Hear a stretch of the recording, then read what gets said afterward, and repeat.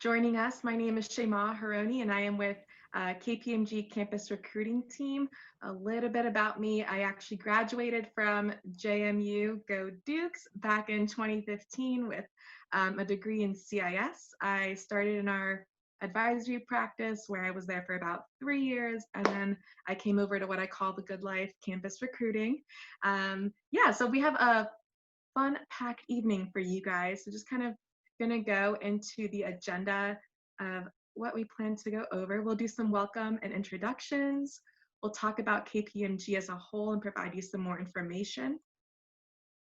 We'll talk about how you can stay connected and apply for the opportunities that we currently have. And then we'll break out into a KPMG panel with my panelists. And with that said, I'll let them go ahead and introduce themselves. Hey guys, my name is Tyler Cuomo and I'm a specialist in the advisory practice. So I've been with the firm a little over a year now. I think I celebrated my year mark in July rather. And I graduated from Virginia Tech in 2019. And a fun fact about me, I learned how to play the ukulele in quarantine. So that's been my quarantine pastime. And it's been a lot of fun. All right. My name is Jordan Dunbar. So I graduated from Penn State in 2016 and then started with the firm. So I guess I just wrapped up my 4th year, going on 5. And fun fact about me is I actually started in one area that we're going to focus on today, our Fed Tech Assurance. And I actually transferred into the other group that we're going to focus on today. So if you have any questions on either, I'm your guy. Hi, my name is Perry Mirabili. I graduated in 2019 from Virginia Tech with an ISE degree. I started with the firm right after, so just like Tyler, I was in his new hire class. I started with him, hit my year mark in July, and I'm in the digital Lighthouse group, which we'll be going over later today. And then a fun fact about me is I've donated my hair to Locks of Love twice. Awesome. And then Rachel, are you on?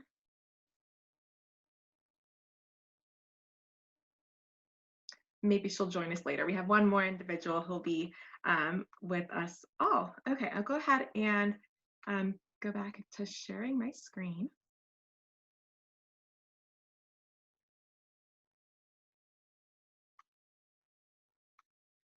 Okay, so we'll just kind of dive into the KPMG firm overview. And then also, I just want to point out, if you guys have any questions at all throughout the presentation or just want to ask something, feel free to go ahead and either raise your hand. I'll try to keep both sides of the monitors open, or feel free to type in the chat and we'll get to it. So let's go ahead and talk about KPMG by the numbers. So hopefully you've heard of KPMG. We are a Big 4 public accounting and professional services firm with more than 200,000 professionals around the world. As you see in this infographic, there's a lot of stuff here that we'd like to share with you. So I'll start in the middle. So in the middle of the slide, you can understand how expansive our global footprint is. We're located in more than 147 countries. We have more than 100 offices in the US alone. And we've pretty much built a market momentum across all of our 3 practices: audit, tax, and advisory.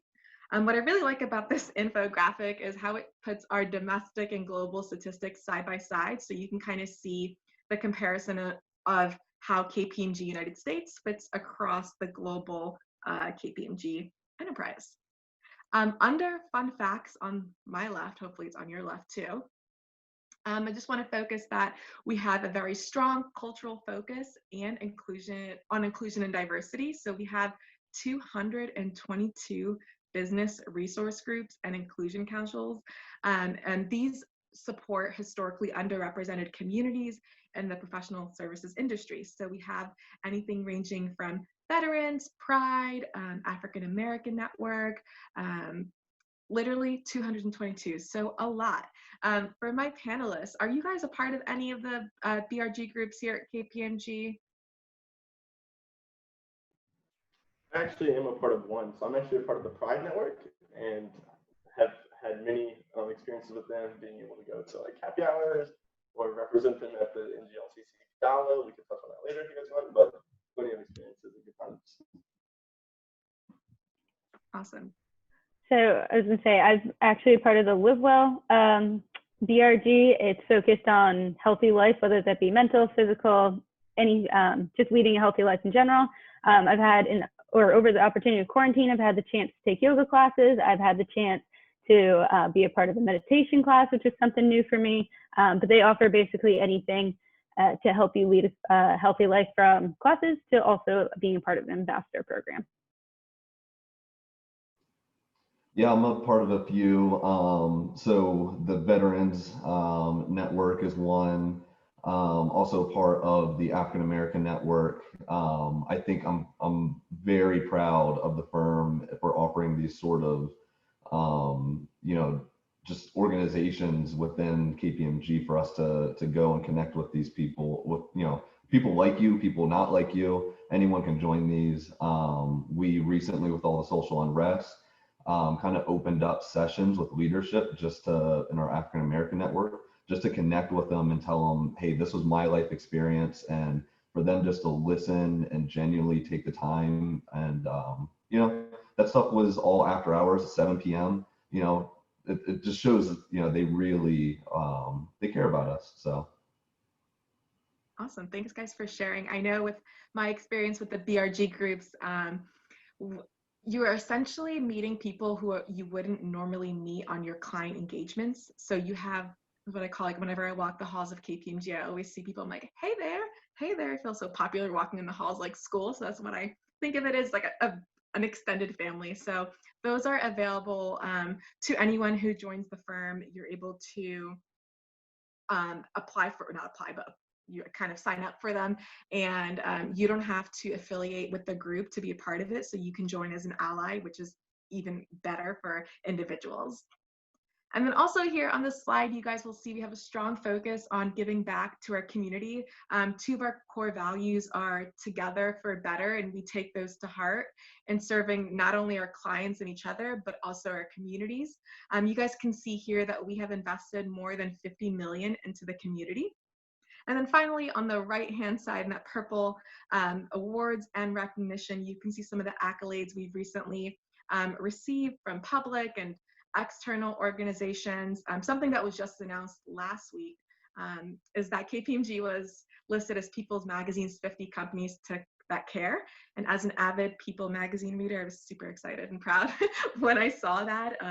So that's just kind of some things that we wanted to highlight on this slide. And really, this just goes hand in hand with our culture and family and how we're able to bring that together. Next, this slide just shows all of our global presence. Okay, it shows all of our global presence across KPMG. So depending on if you come in as an intern versus you coming in as a full-time associate, you have the ability to travel abroad. So for our internships, you have the ability to go global. So you'd spend the first 4 weeks of your internship here in the United States, and then the other 4 weeks abroad. And it doesn't start, essentially you'll be here for a week, you'll get acclimated, you'll get onboarded, and then you get shipped away to a country.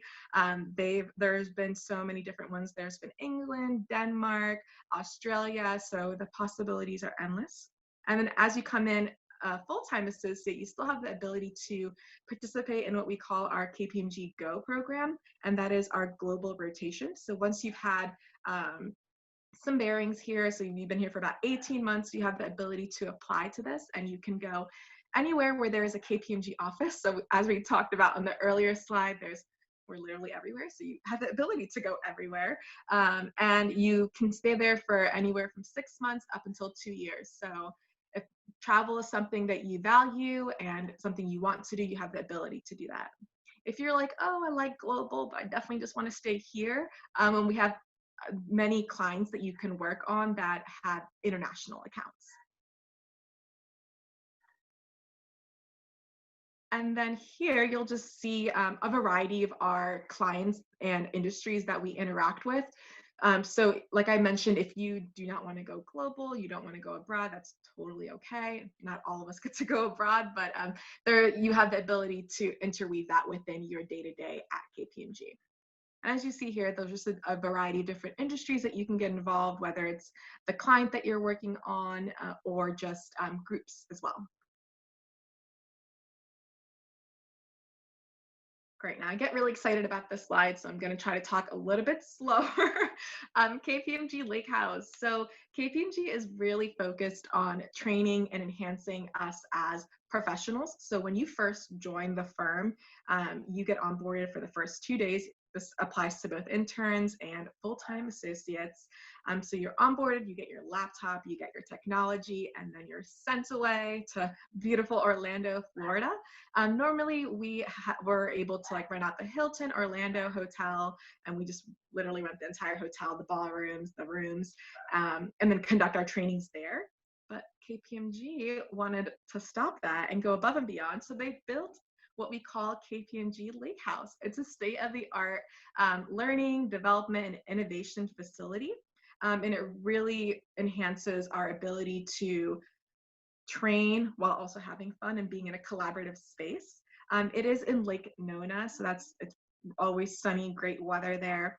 Some of my favorite parts about it is that it has multiple dining options, and when I say multiple, I mean a lot. It is free 99. So when I say free 99, it means $0. Everything is there that you can grab for free. They also have a Starbucks in the building, and I visited that like 30 times when I went there. But yeah, so this is just, it's open to interns and full-time associates. And when you start as an associate and continue your journey with KPMG, you do this training every year. So every year KPMG sends you to the Lighthouse to complete your training, get your CPE credits, and then come back to your specific engagement. And also other things that I like to highlight on this is that there's a fitness facility, there's hiking and biking trails, recreational fields, and this state-of-the-art facility was just built this past January, so only a select few got to go before the environmental changes occurred. And I was like, yes, I got to go. But yeah, so, and we can chat about this later on in our panel if anyone has any questions.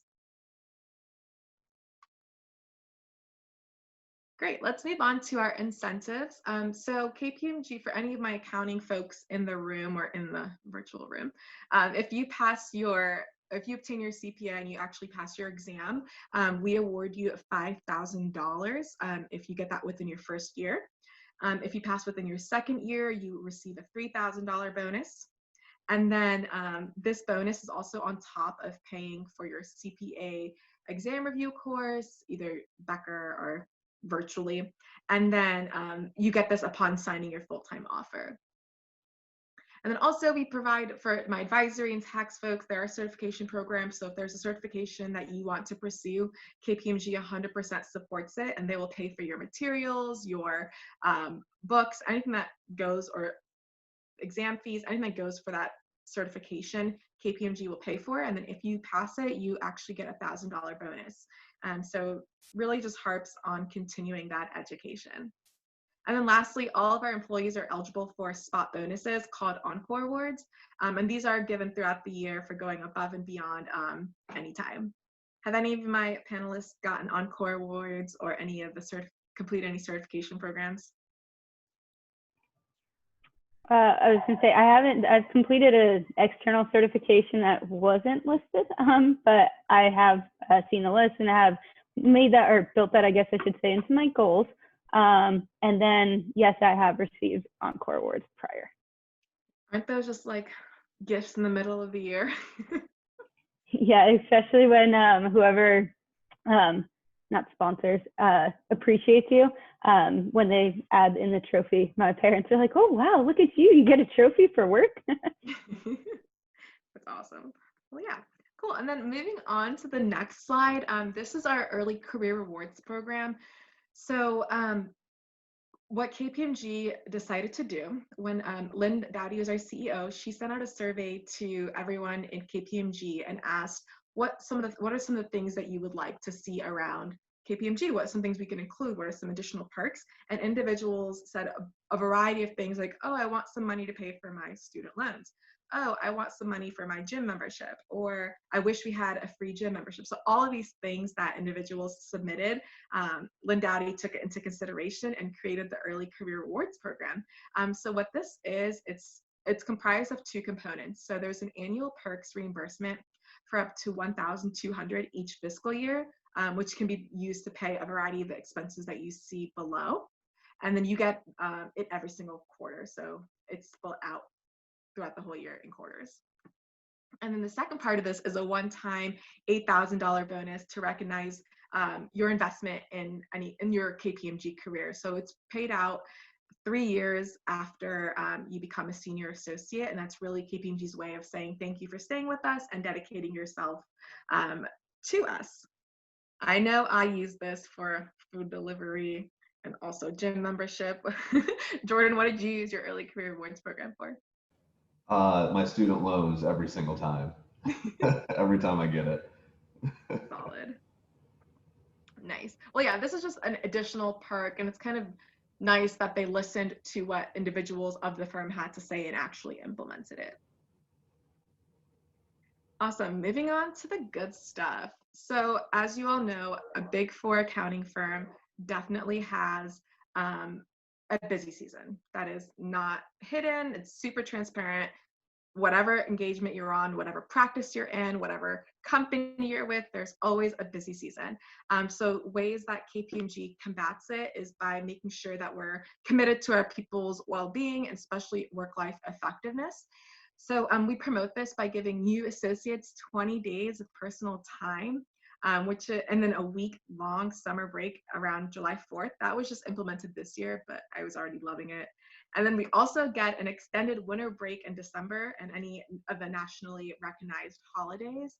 And this is time just to spend with your family, study for your exam, travel the world, and really it's what you make of it. In addition to the time off, you also are provided with the ability to do Jumpstart Fridays. They just finished, but you had the ability from Memorial Day to Labor Day weekend to leave the office on Fridays at 3 p.m. And this really is what you call jump starting your weekend. So you can get on the road, get out to the beach, beat that traffic on the way home. And at 3 p.m. on Friday, whenever we're in the office or whenever virtually in this setting, it's a ghost town. There's nobody on. And if you're on at like 3:02, people will ping you and say, get off, what are you doing? So that's kind of a very nice perk to have. Other things included here are a sabbatical program. So you have the opportunity to take 3 months off and receive 20% of your salary through the sabbatical program. So I had a friend who was like, I just want to travel the world. So she literally took 3 months, traveled the world, and then came back to work. So that was awesome. And you have the ability to do this anytime throughout your career. And it's a very nice opportunity to just step away if you need to. Another huge benefit here is work arrangements. So we have flexible work arrangements. So for me, I am not a morning person. I am a late bird. I have the ability to log on at 10 a.m. and then as long as I get my work completed and get it passed by my boss, I have the ability to log on a little bit later and then log off later. So and also if I have like a doctor's appointment or anything along those lines, I can just communicate it with my manager, let them know, hop out to my doctor's appointment, and then come right back in. And I'll definitely let my panelists share their experiences with this when we go into the panel, specifically with this work-life balance and effectiveness. Awesome. So I'll stop here before we go into the practice overview to see if anyone has any questions at all about the firm overview. I can't see my little chat function anymore, so I don't know if there's any chats that came in. There are some questions in the chat, so I could read them to you if you'd like. Okay, I just pulled it up, so cool. Let's see. So the first one I see is, how are the international programs during COVID, from Yeshua? Good question. So given the current environment, this past summer, we were not able to host the international programs just because we wanted to hold the utmost safety for our professionals, our students, and everyone involved. So this past summer, it wasn't available, but for future summers, we are hopeful that it can occur. So for our specifically like this past summer, essentially global internship program and the actual internship itself, although we weren't able to send the students to study abroad, they were still available to conduct the internship. So we honored all of our interns, and they did a 4-week virtual program that taught them training and self-development. And then each intern received a full-time offer at the end of that session. So that was kind of one neat way that KPMG just combated that. But yeah, so hopefully we're hopeful for the future, and we'll see what happens. I do see another question that you said, Vivian, what is Japanese and Korean practices? Cool. So KPMG actually has a Japanese practice here in the United States that we work closely with. I actually have this job posting on Handshake if you guys want to take a look at it. There was a Japanese career fair last week, and I do have the playback for anyone who is interested. I'll put my contact information after, and we can talk through that. Any other certifications we can get during our time at college that would give us competitive advantage at KPMG? Interesting. Did any of you guys get any certifications while you were in college? Not during school. I would say this is always a tough one, because if you come out with a certification, of course it looks great, on your resume. However, because KPMG will pay for certifications, it's good to wait. The other thing that I would say is a lot of the certifications that KPMG really values the most, those all have work experience limits. So my first certification that I got, I wasn't able to actually hold that until I had like 2 or 3 years. And I was able to use my graduation as like a substitute for 2 of those years or something. So it is hard to get some of them. So I would say typically, just focus on doing really well in your schoolwork, being a well-rounded person, getting involved in your community. Those are the things that will stand out just as much as the certification. Awesome. Yeah, good answer. I think a lot of the times I see individuals take Excel courses or an Excel certification class through Bloomberg or Harvard. Those are, I believe, free online or free through JMU, if I remember correctly. But you guys can take those and then add those to your resumes. It's a nice little touch. But yeah, awesome. And I don't see any other questions in the chat, so I can continue to. Yeah, go for it. Yeah, you mentioned you had like surveys from like upper management about like what kind of benefits you guys like. Do you guys get those surveys a lot? Do they value your feedback?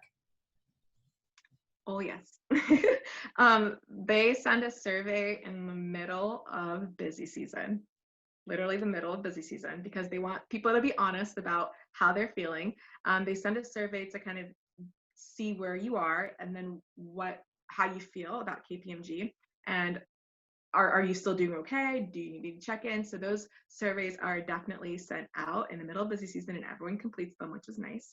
And then also recently, just given the current remote environment, we've received a lot of surveys that check in, like, how are you feeling? And then it has little like sunny, partly cloudy, mild, like different varieties just throughout the past couple of months. And that's a very just nice check-in to get leadership to be aware of how you feel. And then for those who are actually feeling like partly cloudy or anything below that, they actually get reached out to by their PML to make sure they're doing okay and hanging in there. Yeah, have any of you guys gotten surveys from your practice or other practices? I was going to say, I'm not entirely positive, but I know they had sent out an innovation, at least for Digital Lighthouse, they'd sent out an innovation survey.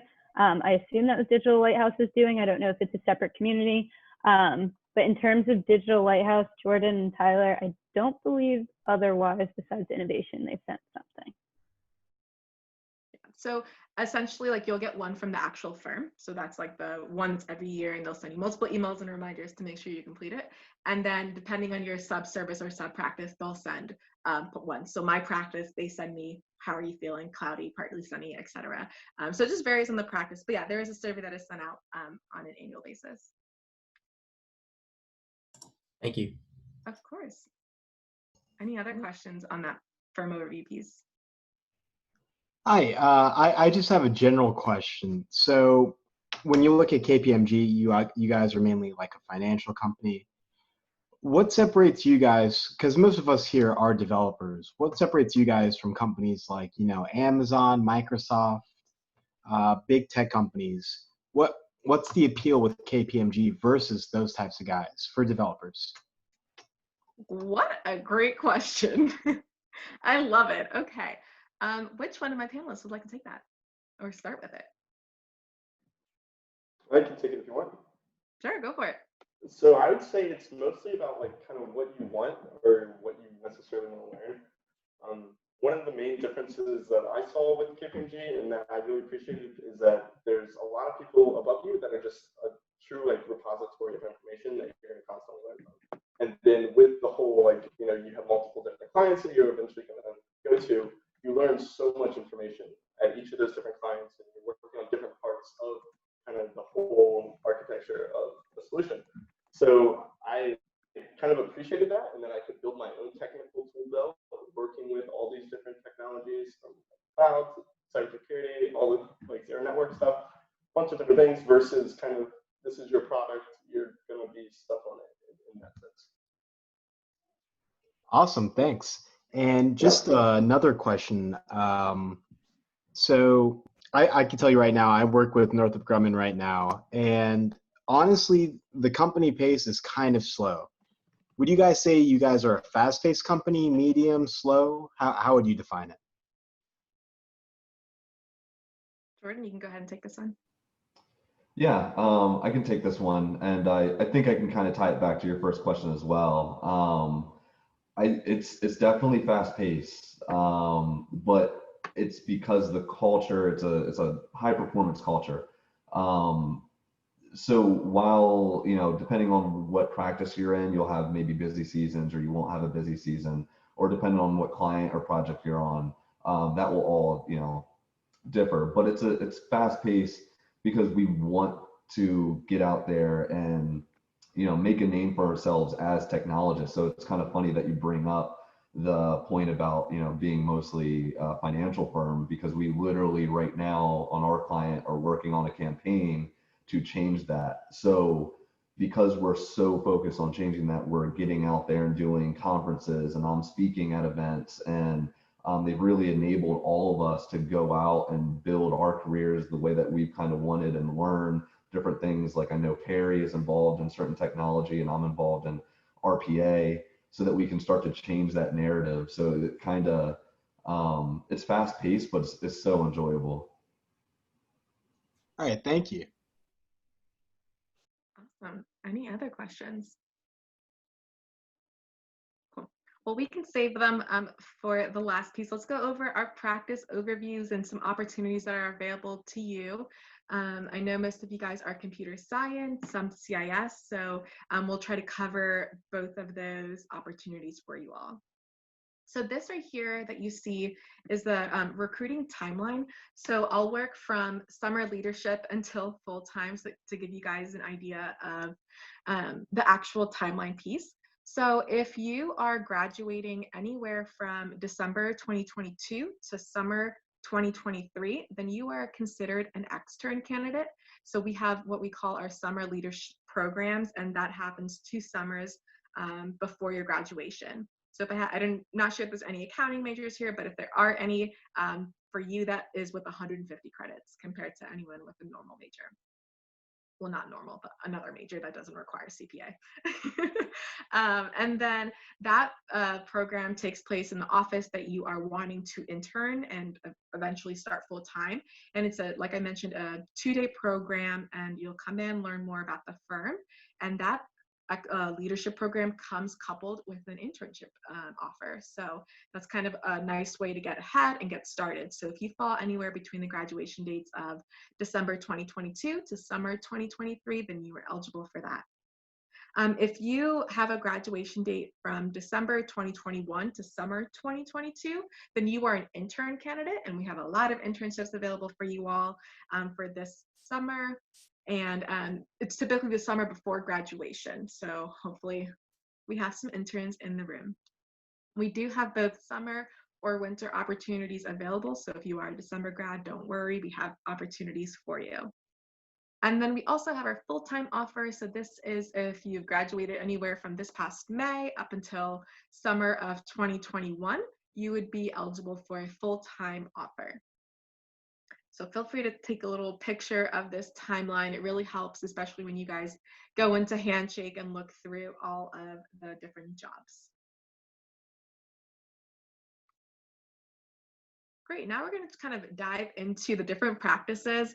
We're going to just highlight them overall, but really we just want to leave time for the panel for you guys to actually ask questions about what we do in a day-to-day life.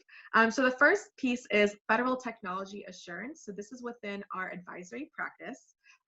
The types of majors that are taken for this is if you have CIS, information system, accounting, finance with an IT-related minor. So that's who would be eligible for this. If you like to travel, then technology assurance is for you. Depending on the environment, we typically travel 30 to 40%, and you work on the client site. So for example, for federal, you are essentially IT auditing government entities. So those are pretty much everywhere, even though they're based in DC. If you think about the Navy has ships and vessels that you have to go review and check their IT system, making sure they're all good. And so you have some fields that are in California. You may have some that are middle of nowhere, Kentucky, and you might have some that are in Florida. So it really just depends on your specific engagement. And then busy season for this is typically June through September. So the good part is that you know when you're going to be busy, and it doesn't mean that you're going to be busy exactly from June 1st through September 30th. It just depends on the type of client that you're on and how far along they are. Some client examples include Army, Navy, Department of Labor, Commerce.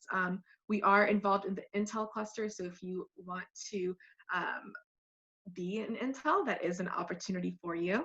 Some opportunities with our federal technology assurance practice is you have the ability to obtain a security clearance. So KPMG will put you through the actual process of obtaining it. All you have to do is fill out this lengthy form that they provide, and then the process goes from there.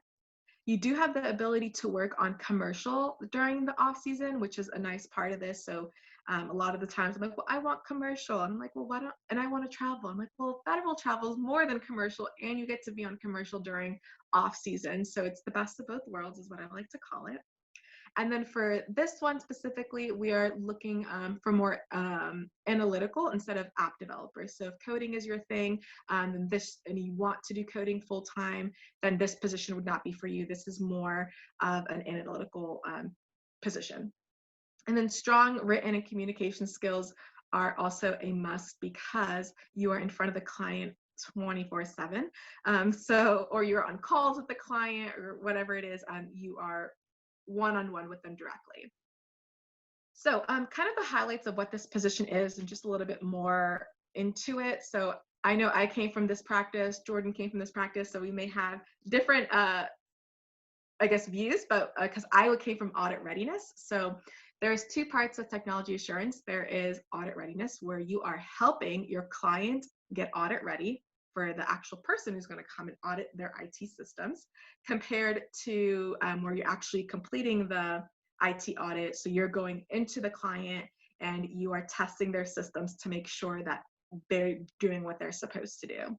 So two different things, depending on the client that you get put on, or if you want to do audit readiness versus actual IT audit work, you have the ability to state that, talk with your performance manager, who's the person who's responsible for your growth throughout the firm. So you have the ability to talk with them and say, hey, I really want to try audit readiness and helping organizations get ready for the audit, or I really want to go into IT audit.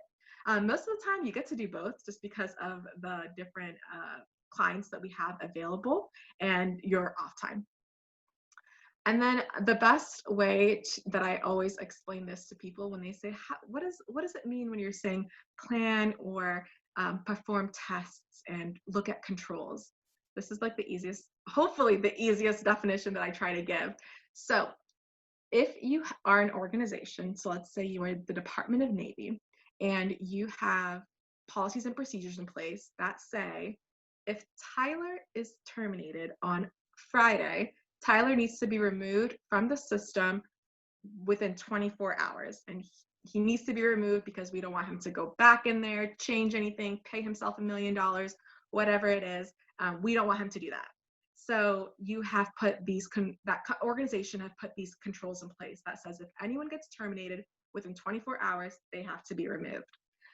So what we do is we come for audit readiness, we come in there, we check it, we test it, make sure that that is what is happening. So we'll ask, hey, give us a list of who you currently have in your system as an active employee, and give us a list of people who you've recently let go or have left for any reason.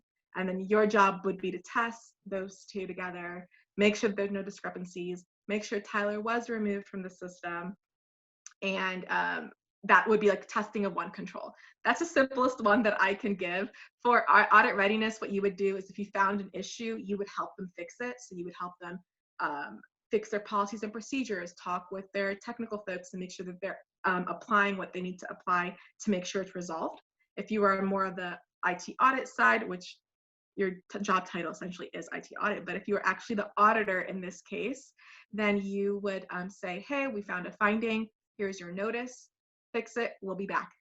And then they have a certain amount of time to fix it, and then you'll come back and retest it. Hopefully that made sense. Jordan, feel free to add anything else.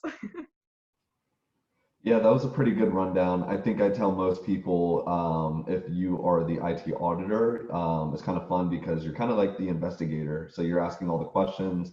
You don't really know what the answer is going to be, but you've read all that policy and procedure and what is supposed to happen in systems. So you get to sit down with people, pull SQL code and or SQL statements and stuff, and look at the code where she was just saying in her example, I would say, show me the code that says that he was automatically, he's supposed to be automatically removed.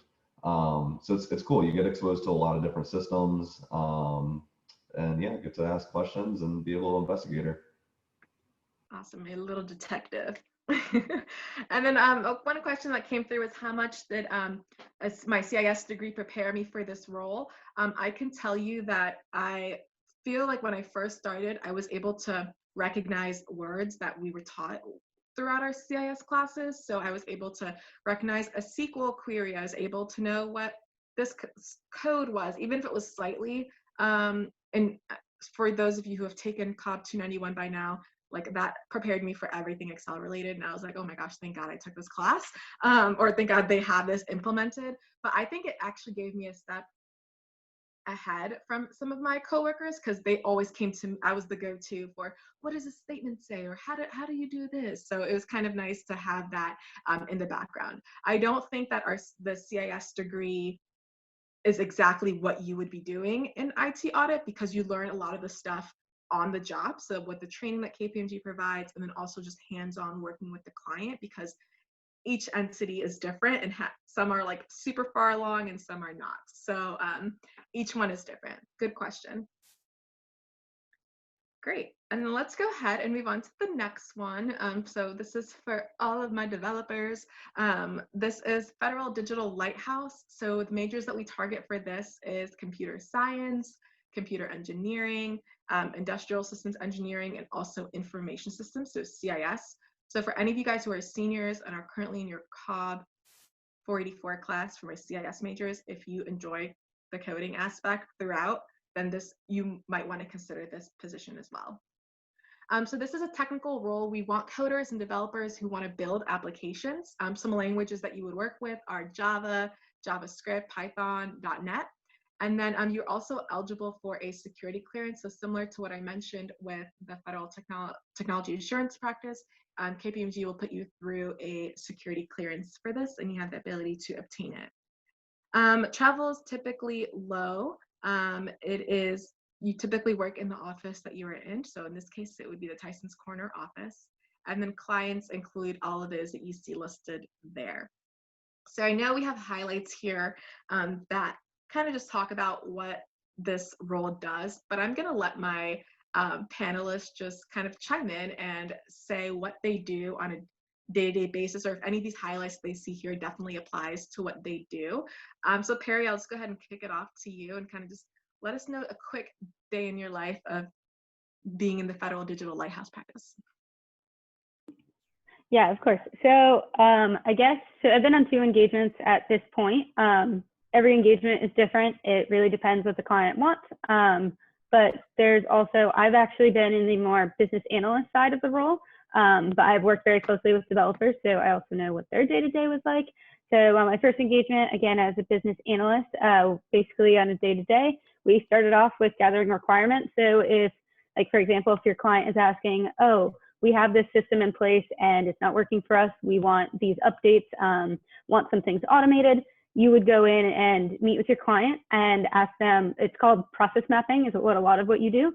So you basically know the process like the back of your hand, and then you are allowed to, or then you wind up sitting with your developers side by side with them and relaying those requirements, and then work on development. And then me as a BA would come back and test what that developer has developed, what the developer has written in their code, make sure that it's working, and then again relay back to them, all right, this is how it worked, this is how we like intended to build it, and then if there's any discrepancies between what that may be, or what the requirement may be that you gathered and what the developer had actually coded, you would relay that, and again work through a strategy to make sure that that gap is covered.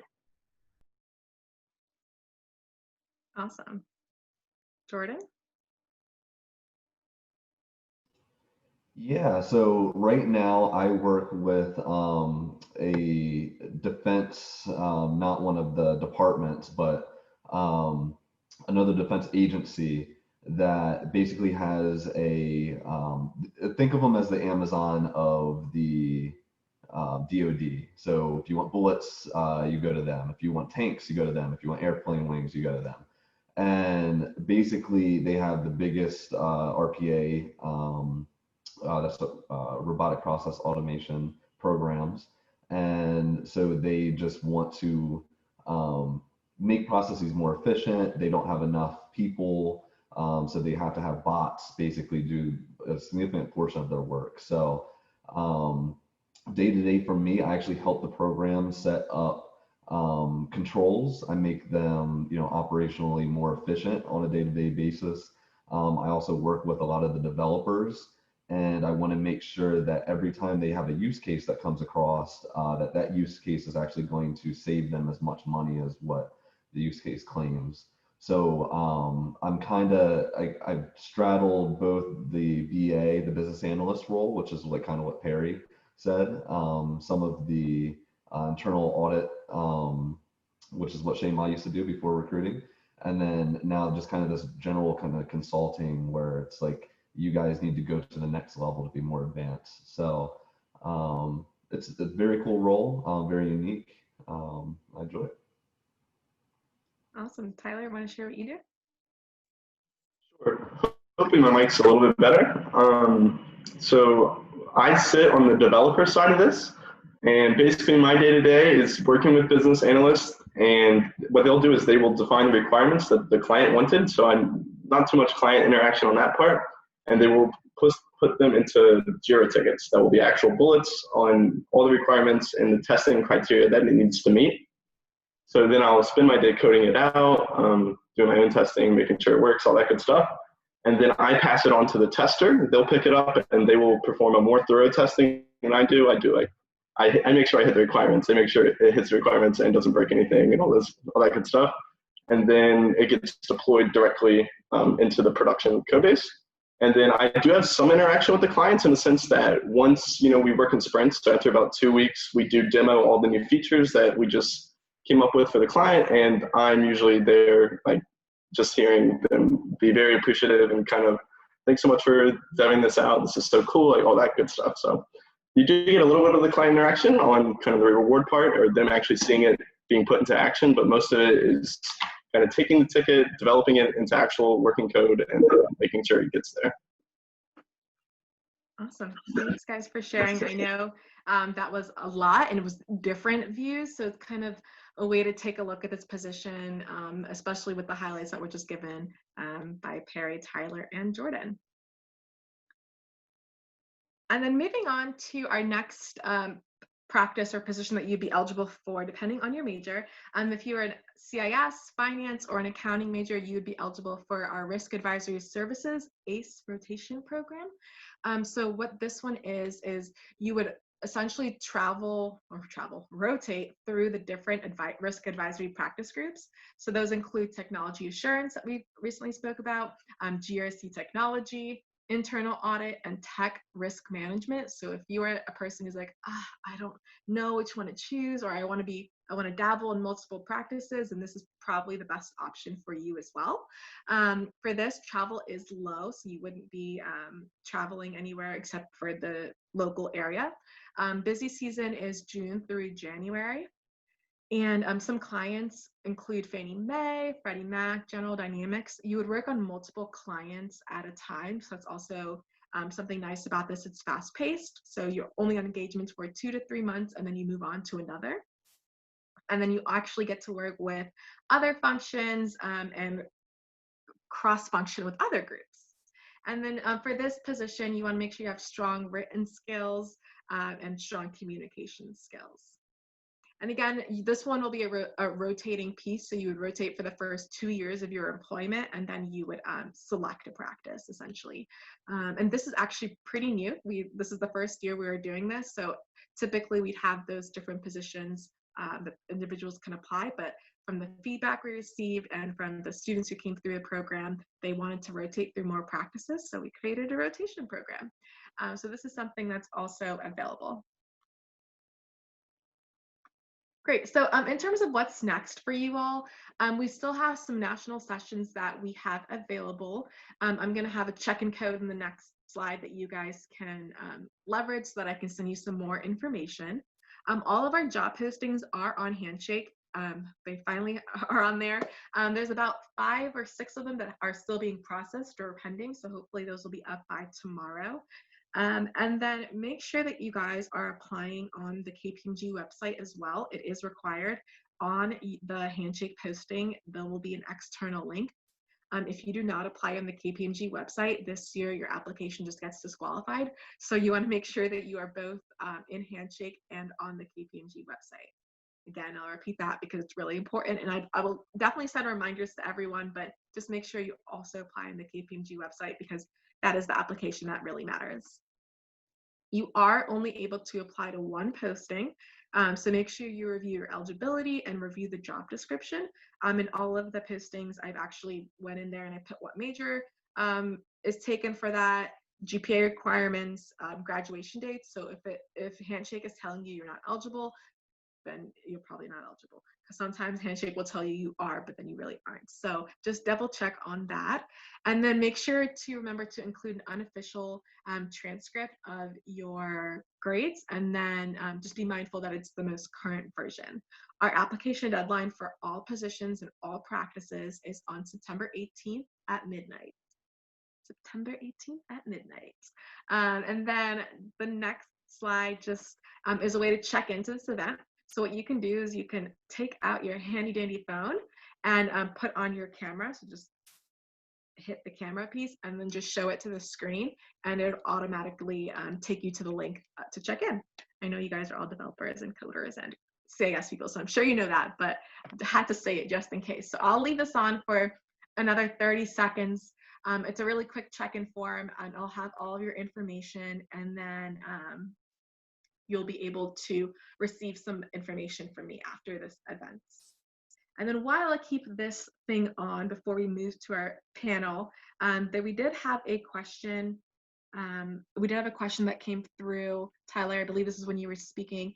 Did I hear sprints? So would a PSM/CSM something you are looking for?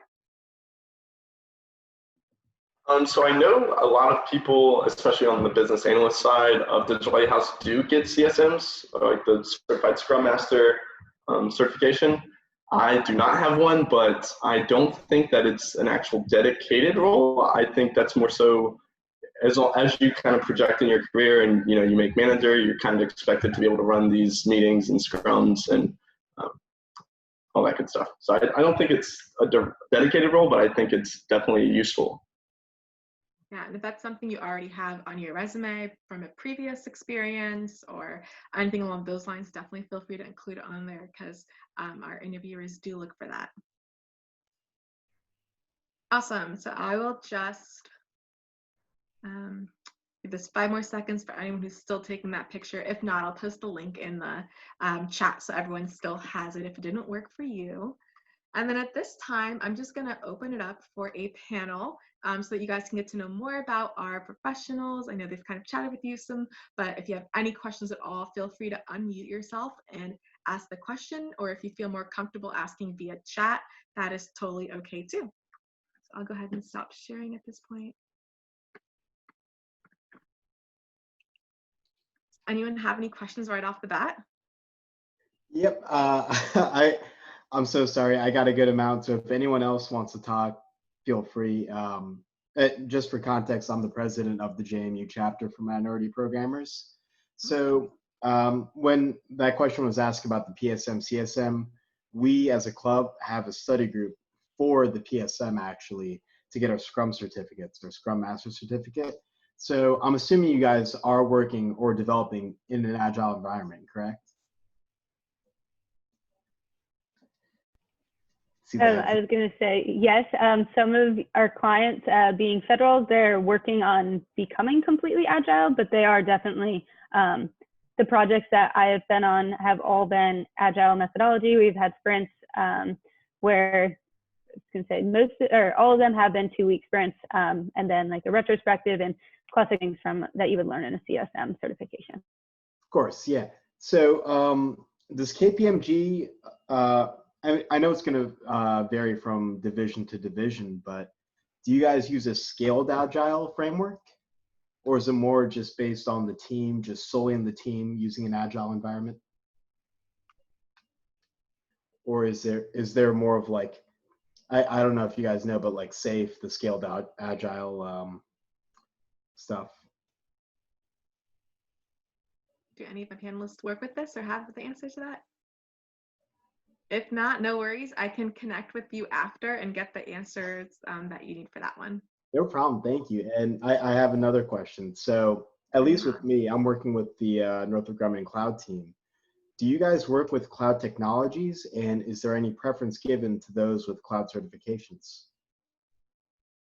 Good question.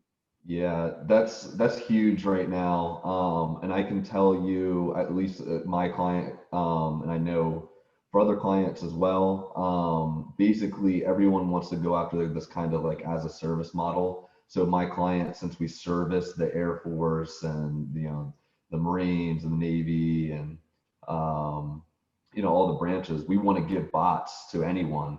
So the way to do that, of course, is to set up a cloud environment and have it running, and you can go and check on your bots and your little virtual workforce. So KPMG, we are trying to get FedRAMP certified for our own cloud environment so that we can run this as a service model for our clients, or even just give them a sandbox in which to kind of play around with. Certifications for cloud services for sure. We try to be as program and company agnostic as possible. So we work with Microsoft and AWS. Those are the 2 core ones, but whatever the client wants, the client's going to get. Right. Yeah, that makes sense. I only ask because I do mainly Azure work with Microsoft. Just to follow up on that, so I'm gonna take just a guess, and I'm gonna assume that you guys are mainly AWS, Amazon. I think we have more of a relationship with Microsoft as a whole, but I think all 3 of us here today on the panel are federal, which federal has more of a relationship with AWS. Right. Okay. Yeah. Thank you. And then another question: when you guys are assigned to a client or multiple clients, are you guys typically assigned to one client and you just stay on that program for as long as it lasts, or do you typically have multiple clients that you work with?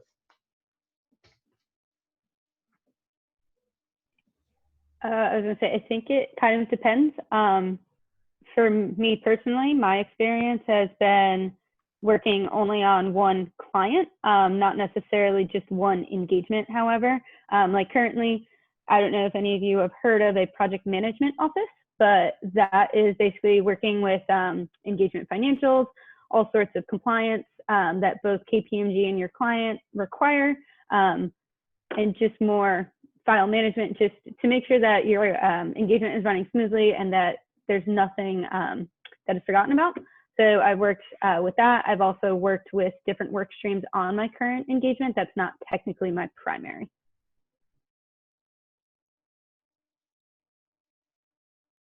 Awesome.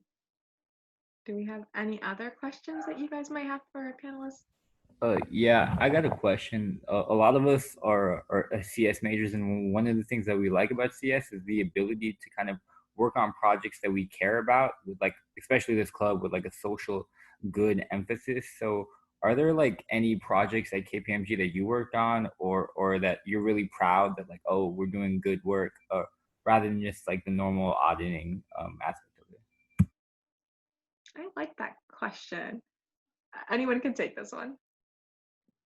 I would say there's definitely meaningful projects out there, especially in terms of software development and custom app development.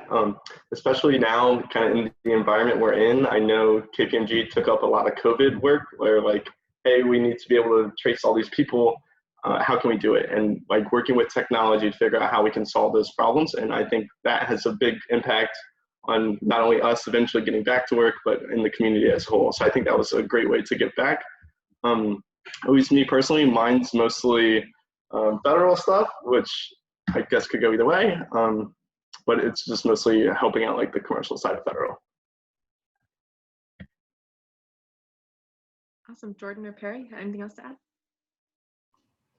Yeah, I think for me, so I was in like an ROTC when I was in school. So that was something I wanted to be in the federal space. So just kind of being on a client in the DoD, knowing I'm still kind of helping, serve my part, even though I didn't finish out ROTC, is nice. And basically I kind of go to work thinking if I can take some of these things that we automate, people don't like doing them anyway, but if I can now give that person the opportunity at a better work life, while also putting them closer to the warfighter and keeping Americans safe in the world, then I'm happy to do that. Awesome. Great. And I know we're running on time, but we'll just keep it open for if anyone has any last remaining questions that we can answer for you all. Just one other question from me. So I saw the QR code and it was like a check-in. Is there any incentive for that? Like, is there a benefit with like recruiting? Yeah, so when you sign up for that, you will automatically be placed on my newsletter. And my newsletter keeps you up to date with anything that I'm doing on campus. If you want, well, not on virtually on campus. And then also, if you want to schedule a one-on-one with me, or if you want to talk to another professional in the practice one-on-one, like for a virtual coffee chat, I have the ability to set that up for you. So it's definitely more networking and engagement with KPMG as a whole. So yes, there is a benefit. Sounds great. Thank you so much. You're welcome. I got one more question about kind of like the interactions, because we have like Tyler, a developer, and then we have the kind of like business analyst perspective. So what's kind of some critiques that you have for developers when interacting with business analysts, and like how could they improve? And then for Tyler, what's something that you would like in the improvement of dealing with the other aspect of like the project managers and stuff like that? Take it away. You got this. I can go first if you want. So fortunately, like I said, we kind of go in sprints, and our manager is really like open to feedback during sprint retrospectives. Like, hey, what went right this sprint? What went wrong? What are we slacking somewhere where we could be picking up? And I feel like you can always use those opportunities to say like, hey, I really appreciate this, and we're like, I don't appreciate this so much.